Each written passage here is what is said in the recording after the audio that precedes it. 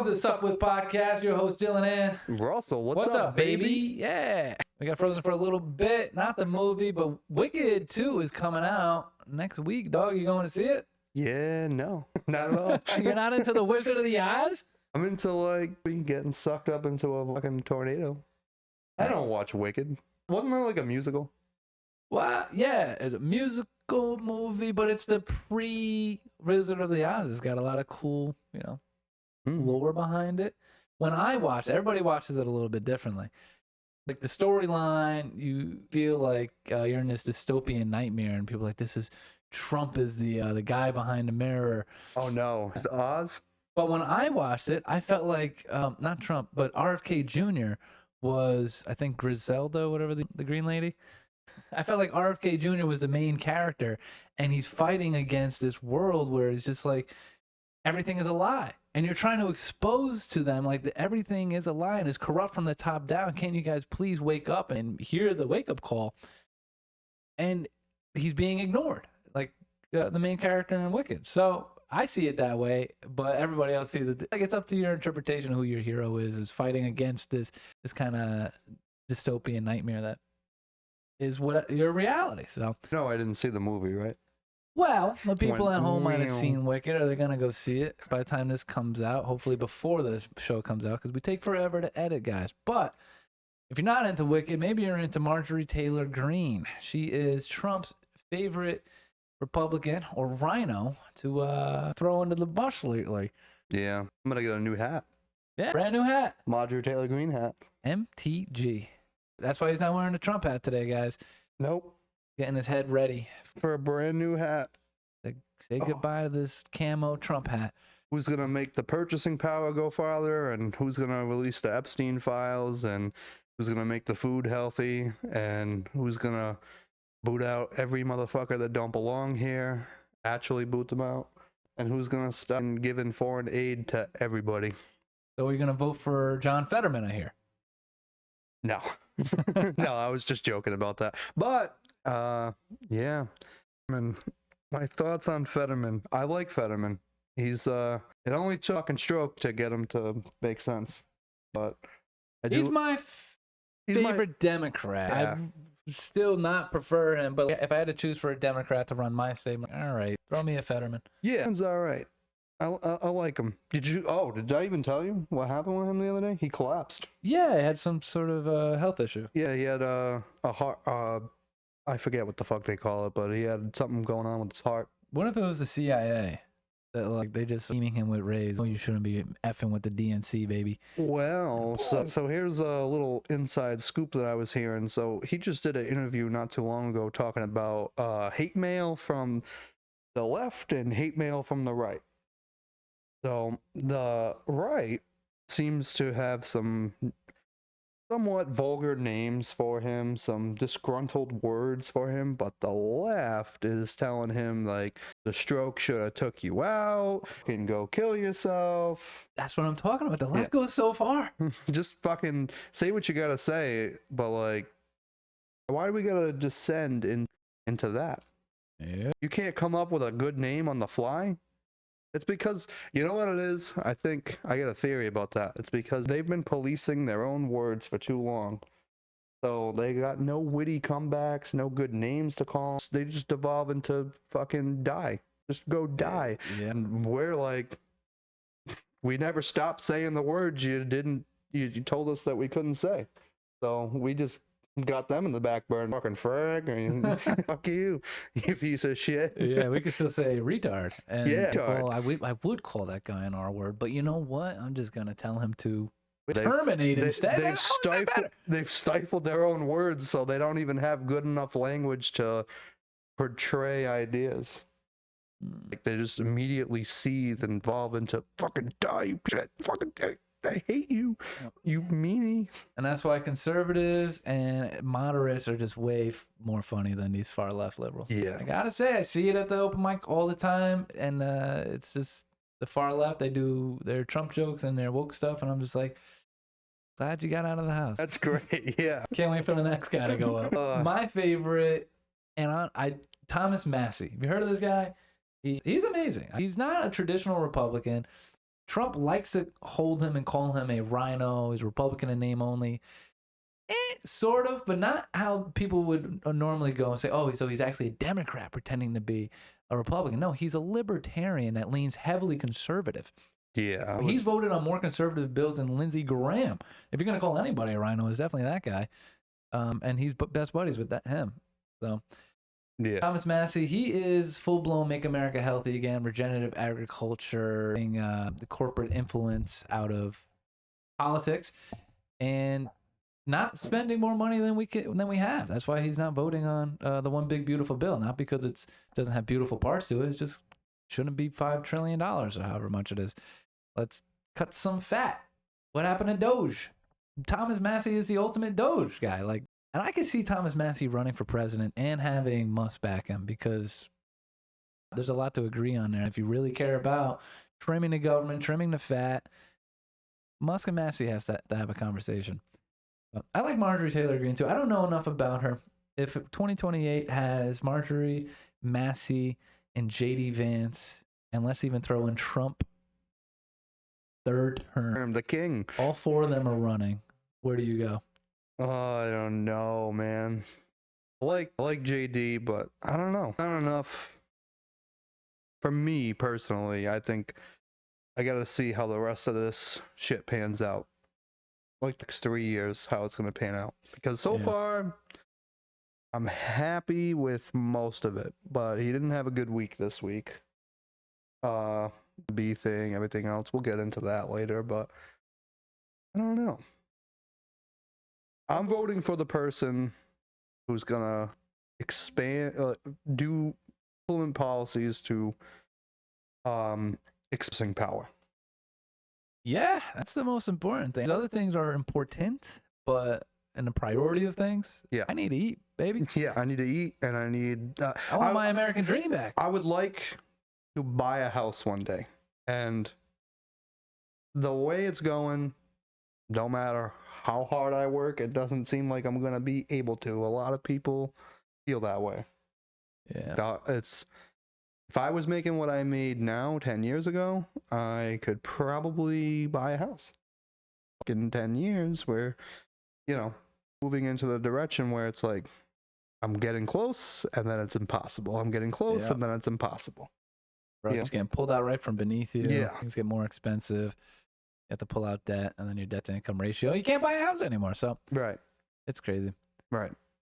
But yeah, I'm for that. I'm for cutting off funding for everybody. Yeah. If you're a foreign country, no more. Stop it. Yeah, just figure. And what happened to figure out your SNAP? shit. You know what SNAP stands for? SNAP. It's Supplemental Nutrition Assistance Program. Yeah, SNAP The should. first word is supplemental. How are families living? That's all they have. Yeah. They should have never got that bad. SNAP should be. You don't have kids, so. I have 4 cats. But you know what WIC is, right?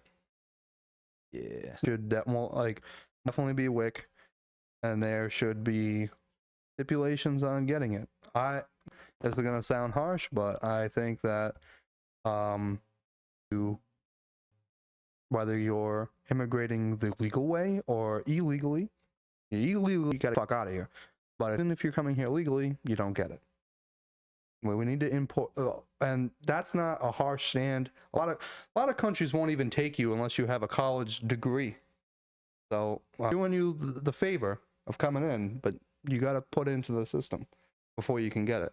And I do think that you might want to cut off the people that are taking their EBT and selling it to buy fentanyl. So drug test, and it doesn't mean to make these people starve, but I don't know, you need to fix that too. I know people that buy SNAP cards off of other people. It's highly illegal, but it happens every day. And if you're buying SNAP cards off of other people, that means the people who got approved for the SNAP didn't need it. Yeah, they're not buying. They're using the card and giving them cash. That happens all the time. Yeah, but I think it's 1 to 3. So you give them 30% of the value of the SNAP card. So I'll give you $100 for $300 worth of SNAP. Usually it's 50-50. You give me $50. That's how it was like you go spend 15 $100 years ago. I've heard now it's could be like that, but From what I'm not in the market, but this is what I'm hearing. Yeah. From what I hear, it's still 50-50. It's you give me $50, you go spend $100. Okay. I think that's more in line with like the street rules of that. Yeah. You give me 50, you go spend 100. I went out to hang out with an old friend last night, and then he's sitting at the bar already, and he's got this old guy next to him, and both in their 70s. And so I'm like, oh, this is cool. They're making friends. They're listening to music. Great time. And then out of nowhere, politics come up. Oh boy. And so now the friend, he doesn't like Trump. But he's like a Democrat. Can't stand Trump. And you would think this guy would agree with the guy to his left, because the guy to his left hates Trump. And so they start talking about stuff. And then a friend goes like, yeah, but we shouldn't have all these illegal immigrants pouring into the country. Oh boy. And the other guy lost his mind. Like, how I was like, guys agree on so much, but now they became mortal enemies after that. It's like, that's what's wrong. Piece of crap. I was like, wow, this is nuts. That's what I mean. It won't budge on. Like, the biggest psyop in America right now is like we're so close. We agree on so many things, but it's these one thing like we can just fucking send everybody spiraling. And they'll say, well, we can agree on a ton of stuff, but if you don't agree on basic human rights, then we are friends. Yeah. But I think we back it up. We can all agree that these corporations shouldn't be influencing our politicians the way they are, right? Can we go back and get rid of the Patriot Act, all the spying that's being going on, or I forget the name of the act that basically allowed all these super PACs to be able to form, where billions of dollars are funneled in and they're buying our politicians. Let's get rid of that act too. So those are things we can all agree on. I'm not a fan of reinventing the wheel. And I think that's a major difference between people on the right and people, at least on the far left. Because I had the chance last night to see what happens between. It's so funny because I always thought it was the far left and then you had the moderate left. And now I discovered this new party of like the moderate left. And then you have like just a little bit further to the left too. There's like in the middle of being moderate and far left. And so those were the parties fighting last night, is moderate and like middle. I don't know. So moderate and middle. I don't know what else. Maybe a moderate Democrat versus a liberal. Yeah, like a socialist. So it's like Democrat. It's so divided. I don't see these divisions in the Republican Party that much. Well, yeah. Right now we have. What do we have? We've got. Do you hate the Jews or do you love the Jews? That's it. I don't see. Like I feel like I just see it in weird clips online about the hating. I think it's just like propaganda in a way to bring more money to Israel. Or I'm sure there are a couple crazies out there, but get out a lot. I'm not living under a rock. I just don't see it. Yeah, I mean, I see it more because like that's all I listen to. Like I listen to like anti-Semitic. Well, I listened to the Tucker Carlson interview, and he's not anti-Semitic. Yeah, they'd have you believe it though. They came out the other day. The guy from the Heritage Foundation said Tucker Carlson's the most dangerous anti-Semite in the fucking country. They're paid to say that. Yeah, I know. But that's what I mean. It's like artificial, you know. I bet that there's so many people like that's like a fringe like the Tim Pool has a good name for it. The Zoom. Or like the young people who hate Israel on the right, like the young boomers. I guess that. What is Waffen? It's like a on like the Waffen from Nazi Germany. Oh, I'm guessing. That's of it. And then you got the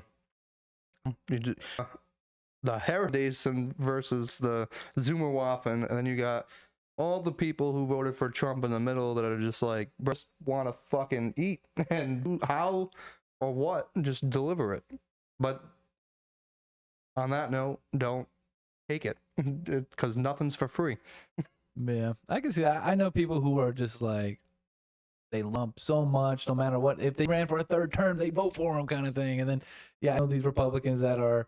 Make a little more sense and say, well, I like the guy, and twice, but I voted for him 3 times, but run for a third term. That's... Yeah, I said jokingly, like maybe. I mean, full blown. If you get like Mondami run and it's Trump and that's it, like I'm gonna vote the 4th time.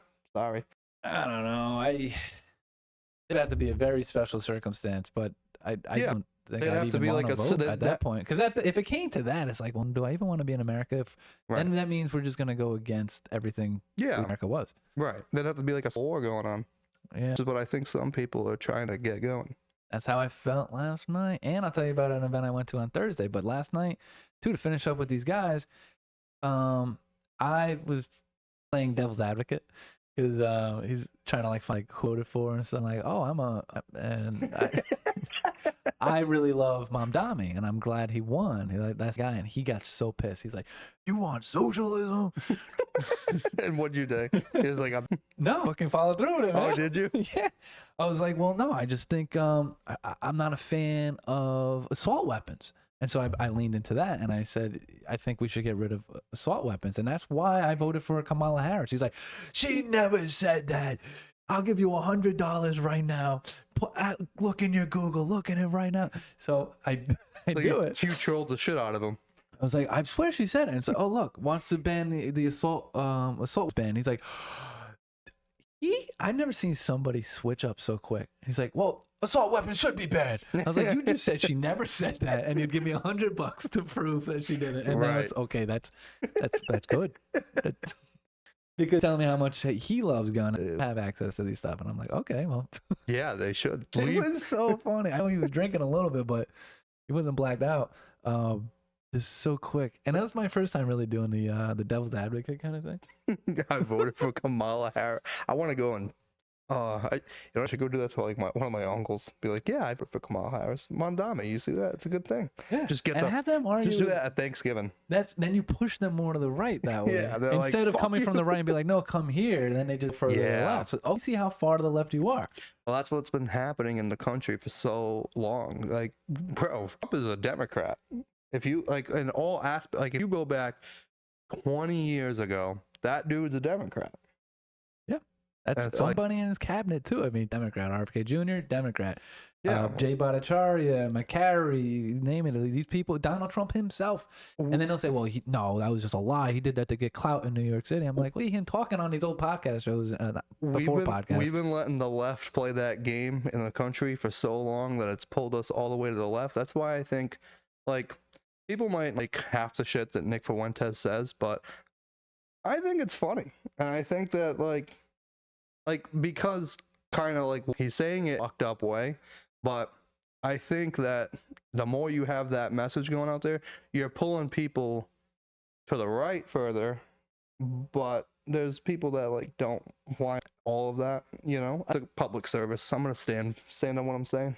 Stand on it. I think that it's a public service because we've been getting pulled to the left, like off and fucking on babies and doing all this stuff. And it's like, well, the guy's like, well, I want to live near black people. And it's like, yo, that's fucked up. But and you about it, and it's like when you go ask all these liberal people, it's like they really want to do that. If you look at property values, all that shit, cut that out. Yeah. Well, no, it's not a product of their skin color. It's a product of no. Their I know. He's getting them to. You're missing like the bigger point of what I'm saying. He's getting these people to move further over by realizing like he's getting people from the middle to move over. He's just getting people who are already painted red to paint themselves even darker red. No, I don't think so, because this is like liberal people that are doing that. Like liberal people listening to Fuentes? No, they're not listening to Fuentes, but people that listen, right? They're saying like, well, how come you don't want to live near black people? And then they get all pissed off. They're like, I don't know about that, but you knows it in the market that the price, the value goes down. Why is that? Why are people saying that in private? Yeah, but it's like they're not saying it out loud like this guy, and then it moves people that in that direction. Like, okay, well, these guys are lying. This is the only guy. I'm not like agreeing with him at all. I'm just saying that it's pulling these people from the middle that heard these people all their life saying opposite, like lying, and then it being reflected in the data and hearing like somebody say, you don't want to live in that neighborhood, don't go to that neighborhood, it's bad, but they won't say it out loud. because of fear of. Do you understand what I'm saying? I understand what you're saying. Yeah. Maybe that's a bad example. Yeah. Maybe cut the whole segment. Cut it all out. But I'll look for it. but you get what I'm saying, right? A bit. Yeah. The 23 people that are listening will get it too. They'll get it. Sure. You'll Not get at it. all. They're gonna come for my life for saying that. Yeah. You're done for. Oh well. Oy, oy, oy. I think. How did I get on that? I with people like Nick Fuentes and their polarizing figures that kind of pour to the right. I think time they might actually push people more to the left. If you were like a liberal, you're a moderate, and you just started painting yourself a light shade of red, let's go moderate to Yeah, white. maybe you're right. And then say, oh wait, crap, that guy's on that side of the fence. Yeah, but what other option? It's like, all right, go to something very recent. Mondami wins in New York. What happens? Everybody leaves. Everybody's There we leaving. are. Real estate's booming in Connecticut right now. Yeah. I've seen it's on Facebook. So saying, you like, this have- is crazy. I've never had this many like. people So hitting you me up. have those figures, and you have Nick Fuentes on the right, pushing people back. Like it's a balancing act. a bit of the pendulum. Most people sit in the middle. I'm gonna stand by what I just said earlier. But if you want to cut it out, you can cut it out. But Yeah. Yeah, I'm putting policies in place that make my purchasing power better. Yeah. That's it. I'm for that too, man. I mean, we got to. That's all I care They're about. talking about this $2,000 tariff stimmy. Give me that stimmy, baby. But also, can we get the purchasing power to actually work for us? No, if they do that, no. Because look at what happened after COVID. They give you 12,000, then they give you another 600, $2,000 altogether. What happened? You went from $20 an hour is getting you by, you can survive, you can pay rent, or you're paying $100 rent, and you fast forward 5 years, now $20 an hour doesn't fucking lights on, your rent's $2,000 for a 2-bedroom apartment. What are you gonna do? That's what happens when you print half the money that ever existed in our economy the last 5 years. You end up with, now you need to make $64 an hour to have a decent life. People are I mean, if you with a credit card, you're financing no, everything. there's a forget what the food app is, but there's a certain app where you can play or whatever, and you can pay it in 4 installments. That's hilarious. Yeah. And then what are you paying? $20, $40 for a burrito? Oh, I mean, probably it's over. Like, just get a fucking car and go get it.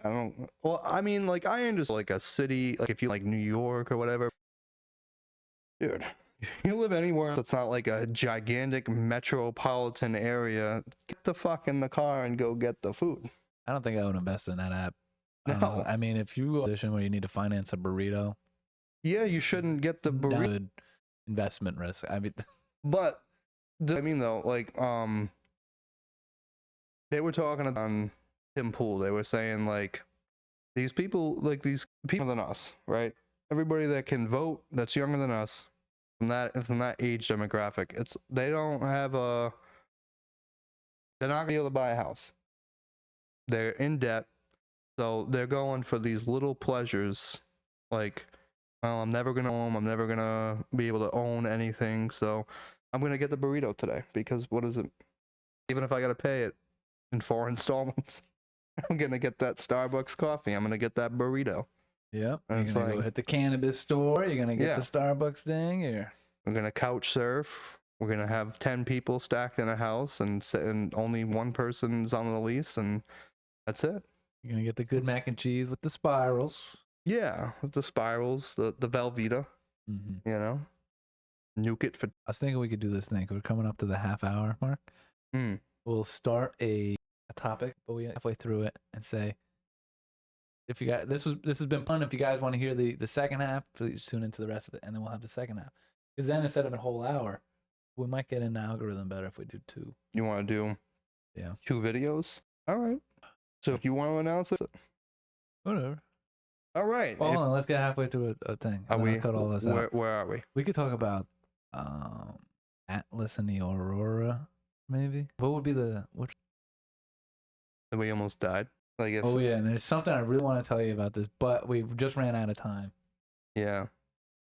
Okay. Join us on I'll let you- part 2. I'll let you do it.